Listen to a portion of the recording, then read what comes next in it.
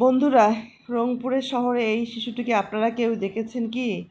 এই শিশুটি রাতের বেলা পপকর্ন বিক্রি করে। সে সারা রাত 12টা 9টা থেকে রাত 9টা বা 6টা থেকে সারা রাত পপকর্ন 12টা পর্যন্ত পপকর্ন বিক্রি করে। তার মা বেঁচে আছে, কিন্তু সে অন্যের ঘরণী, বাবা মারা গিয়েছে। শিশুটি অদম্য ইচ্ছা যে পড়াশোনা করবে, এজন্য সে রাত 12টা পর্যন্ত পপকর্ন বিক্রি করে কিছু টাকা জমায়। এই টাকা দিয়ে সে তার নানি আর নানাকে দেখে।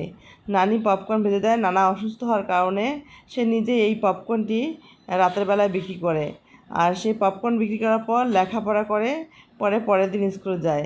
শিশুটি নানি কেঁদে কেঁদে অনেক কথাই বলল, যে তার এখন শারীরিক সমস্যা, এজন্য তার নাতিকে সে এত কম বয়সে, মাত্র 9 বছর বয়সে, তাদের পারিবারিক অর্থ উপার্জনের একমাত্র উৎপাদক হিসাবে তাকে ব্যবহার করছে। পারলে শিশুটি পাশে এসে দাঁড়ান বন্ধুরা। শিশুটি আসলে অসহায়। বাবা মরে যাওয়ার পরে মা যে এরকম করে আমি জানি না বন্ধুরা। আমি তো জানি মাই শ্রেষ্ঠ, কিন্তু মা শিশুটিকে ছেড়ে গিয়েছে অন্যের হাত ধরে। এখন শিশুটি এত কষ্ট যে সে নিজেই তার নানিকে আর নানাকে দেখছে এবং নিজের খরচ নিজে চালাচ্ছে।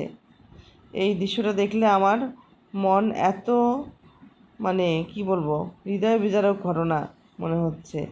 শিশুটির পাশে দাঁড়ানোর আহ্বান জানিয়েছে তার নানা নানি।